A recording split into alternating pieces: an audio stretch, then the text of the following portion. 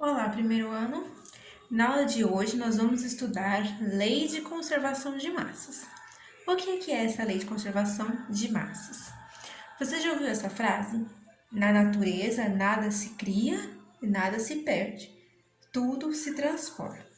O que essa lei nos diz? Essa é a Lei de Conservação de Massas. O que ela nos diz? Que em qualquer reação química, a matéria não deixa de existir, ela apenas é transformada. Por exemplo, aqui, ó, na queima da madeira. O que está acontecendo? A madeira está se transformando em cinza e está soltando fumaça. Essa fumaça é o que era antigamente alguns dos componentes da madeira. Então ela não deixou de existir, ela apenas se transformou em outro material. Uma parte de gás carbônico, uma parte de cinza de madeira, alcatrão e outros materiais que acontecem com a queima da madeira ou com a destilação da madeira. Essa lei foi proposta por Antoine Lavoisier. Antoine Lavoisier é considerado o pai da química e ele fez uma revolução no conhecimento químico na época dele. Na época de Lavoisier, como que a química era tratada? A química estava muito ligada à alquimia, então os alquimistas faziam uma série de experimentos, anotavam os resultados e davam nome para as substâncias.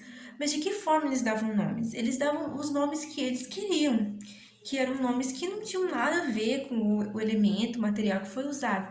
Então, o conhecimento químico era muito restrito a um pequeno grupo de pessoas. Somente os alquimistas ou pessoas que tivessem muita ligação com essa área, que conheciam aqueles materiais, entendiam o que eram essas substâncias. Lavoisier e também outros químicos, não só Lavoisier, mas outros químicos do período, consideravam que isso estava errado, né? A nomenclatura dos compostos devia ser algo fácil de entender, devia ser algo que qualquer cientista pudesse ler e entender o que é aquilo, que não fosse algo assim, quase que mágico, igual os alquimistas mantinham. Então, Lavoisier criou o Tratado Elementar, como se fosse um almanaque ou um manual onde estivessem propostos nomes para substâncias que estivessem relacionadas com o elemento que formava essas substâncias.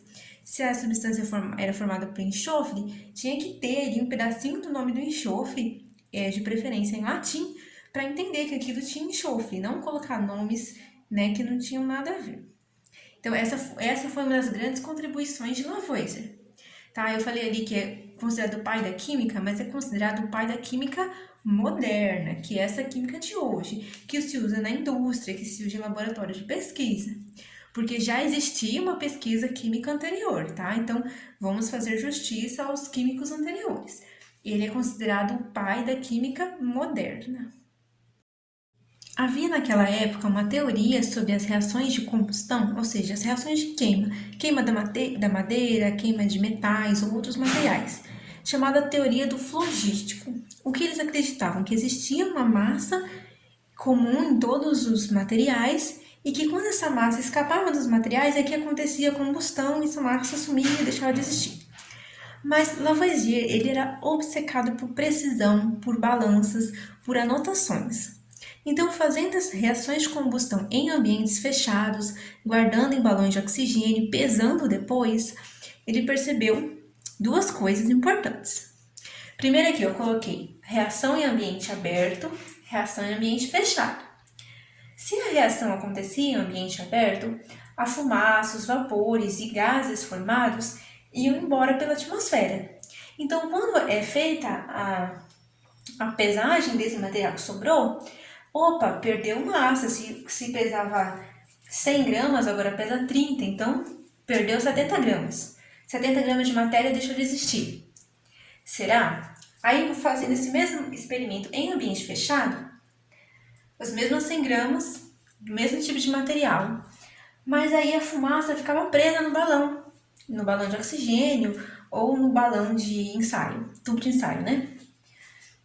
O gás ficava preso, os vapores ficavam presos, então ao fazer a pesagem, a massa de antes da combustão era exatamente igual à massa depois, porque o que não estava em material sólido aqui estava em gás, ele estava em vapor.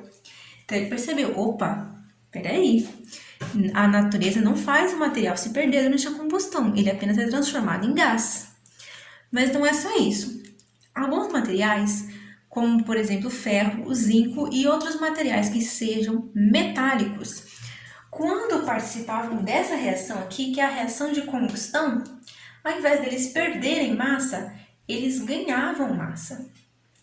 Então tem um experimento muito importante que ele fez com mercúrio, que eu vou postar no próximo slide aí do vídeo, em que ele queima o mercúrio e pesa a massa de ar. E o que acontece ao final disso? A massa do mercúrio aumenta e forma nas paredes do tubo de ensaio um material avermelhado e a massa do gás diminui, a massa do ar diminui. Vou colocar o desenho aí para vocês. Isso é que havia no ar um gás que participava das combustões. Então não existia nada de flogístico. Aquilo era uma teoria equivocada. Ele derrubou essa teoria do flogístico. Por quê? Porque o que fazia a combustão acontecer é esse gás que está presente no ar. E que gás é esse? As combustões reagindo com o combustível é o oxigênio.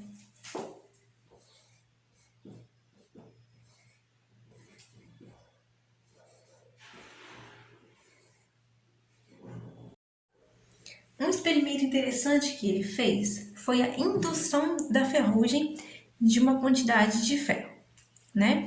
Então eu tenho aqui, para provar que na natureza nada se perde e nada se cria, 36 gramas de água, ok? E 56 gramas de ferro.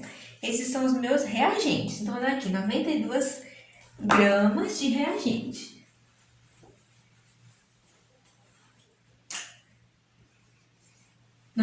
Gramas de reagente, ok? Então, ele fez o processo, ele quebrou a molécula de água, ficou gás, hidrogênio, gás, oxigênio, juntou com o ferro. No final desse processo, o que ele tinha feito? A ferrugem. Ah, isso aqui é a ferrugem.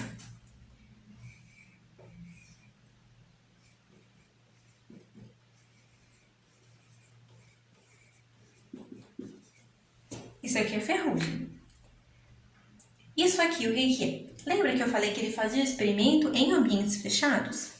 Para poder reservar o gás e pesar o gás depois?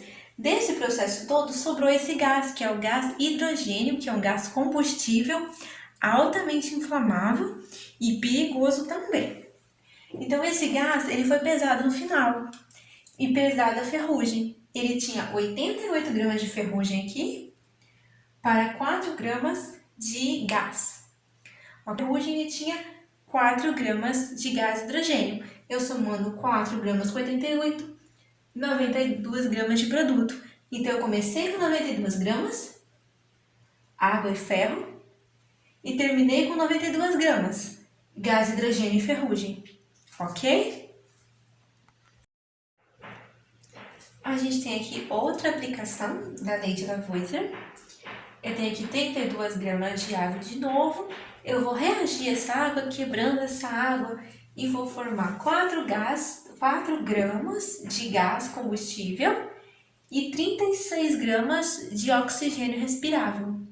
Então, 4 mais 32 gramas, 36 gramas de novo. Então, pontuando as contribuições de Lavoisier. Primeiro, o tratado elementar.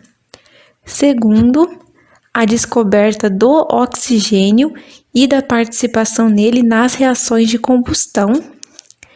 A queda da teoria do flogístico.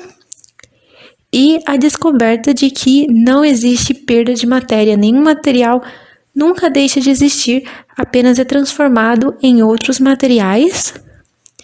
E ele trouxe uma grande contribuição também para a ciência sobre fazer as reações de forma muito detalhada, anotar todos os resultados, usar a balança de precisão, porque antes dele não era feito desse jeito, era feito meio que de improviso, do jeito que o alquimista queria. A partir de Lavoisier, a ciência da química passou a ter mais seriedade, então tudo tinha que ser pesado corretamente, devidamente anotado e medido o volume também.